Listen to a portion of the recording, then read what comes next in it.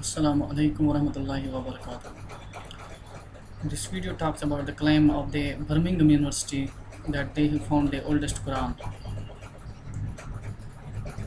in the Birmingham University. Uh, According to the Birmingham University personnel, they put the age of this Quran at 568 Christian era to 645 Christian era, and the age of the Prophet Muhammad, peace be upon him, is from 570 Christian era to 632 Christian era. So, according to the Birmingham University personnel, the manuscript which they have found at Birmingham University predates the Prophet Muhammad sallallahu alaihi wasallam. The method that they have used in deducing this argument is the radiocarbon dating.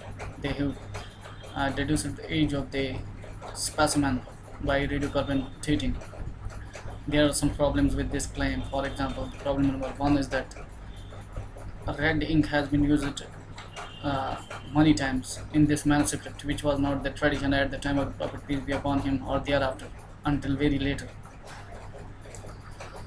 So this appears to be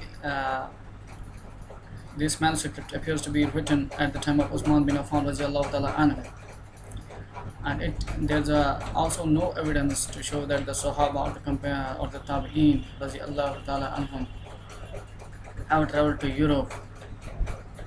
So how did this manuscript? Where did this manuscript come from? Did it pop? Why did it pop up from? The Muslims did conquer Europe later in later part of the Islamic kingdom, but it sounds quite unnatural and magical that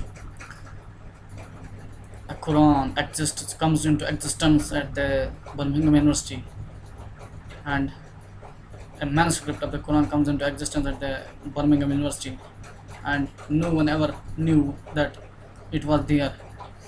It amounts to be a joke. It sounds like a joke that a manuscript has come into being at the Birmingham University. Leaving aside this criticism, let's focus on the main points.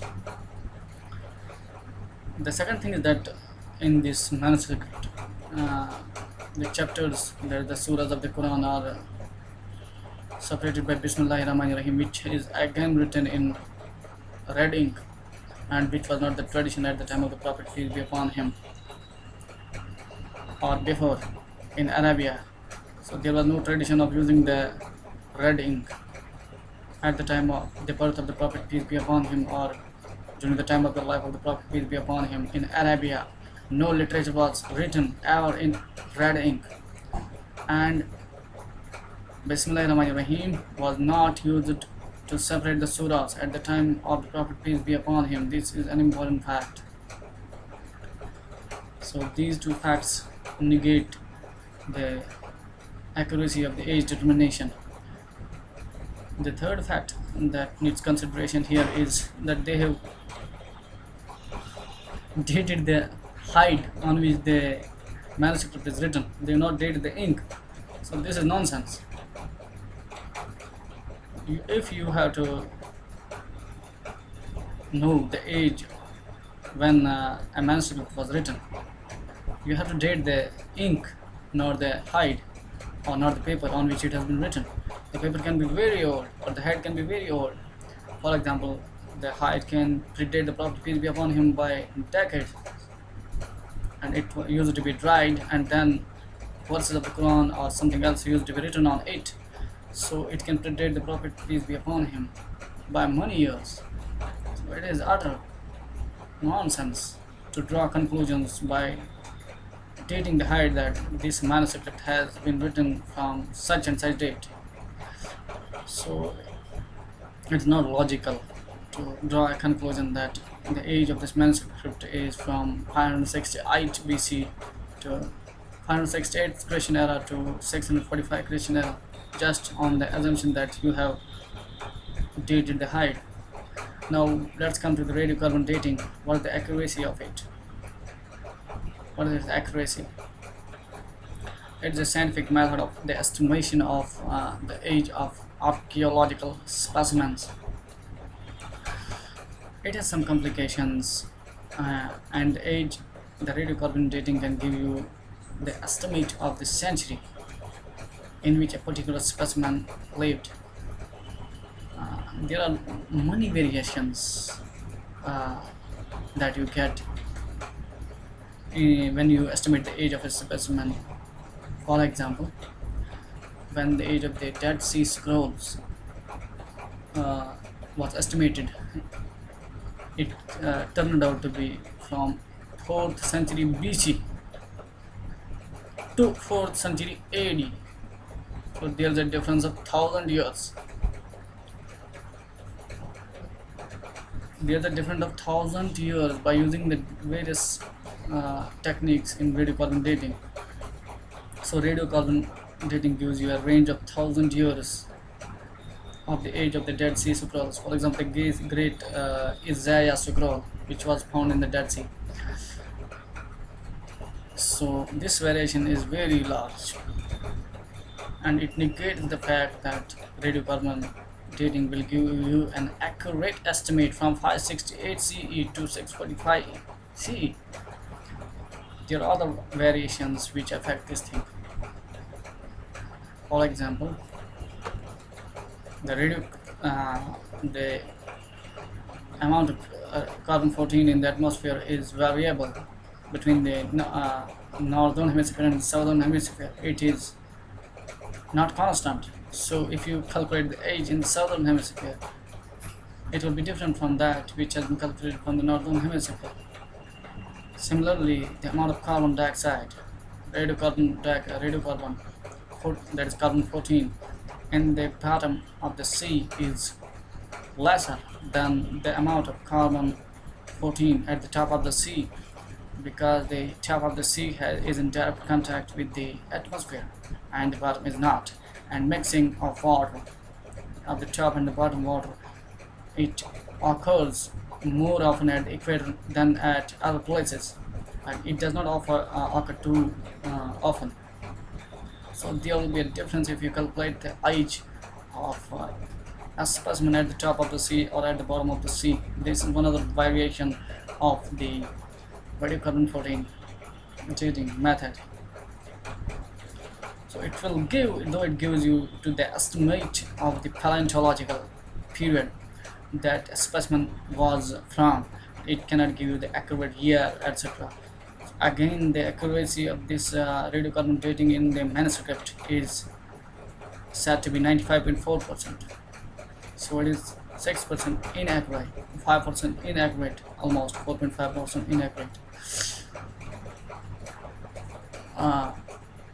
The radiocarbon 14 dating has many other complications also. There's variation in the amount of carbon 14 present in the atmosphere over the surface of Earth also. So in conclusion, radiocarbon 14 dating cannot be used to estimate the accurate year when a particular to which a particular specimen belongs to. Even if it can be used, it has to be used on the ink and not on the manuscript, on the hide that the manuscript is written onto. We will analyze the radiocarbon dating method in a separate video. A detailed analysis of the method will follow. And this is again a try on the part of the atheists or the Christians and the Jews to malign Islam and every other source. It justifies or proves the existence of the Quran, and Quran has been written, revealed to the Prophet, peace be upon him, and written after the life of the Prophet, peace be upon him, and also during his life, but not in an organized manner. So this is proved from history, and this is proved from innumerable number of sources. So what is aimed by investigating into these matters is that you have to malign Islam. That is the thing, that is the basic thing. And leaving everything aside, if you go into an objective analysis of the facts, that also tells us that the analysis of the Birmingham University is not totally acceptable. So even if this is range is acceptable, for example, from 560 Christian era to 645 Christian era, so it's quite possible that at the time of the Prophet, peace be upon him, when he was 40 years old, that is almost in 612 Christian era, that time the Sahaba used to write the words of the Quran on scapulae, on hides, on stones, etc., etc. So it's quite possible that in this era, in this period of time, there will be Quran which has been written on a hide. So it's not necessary that it has been written in, so this period is not 100% accurate. So it is not necessary that it is written before 612 Christian era. So it's quite possible that this period that has been calculated by radiocarbon dating belongs to 612 Christian era to 645 Christian era, 612 to 632 Christian era. So it's quite possible, but they estimate the age of the hide, and they should estimate the age of the that ink. See you again, inshallah.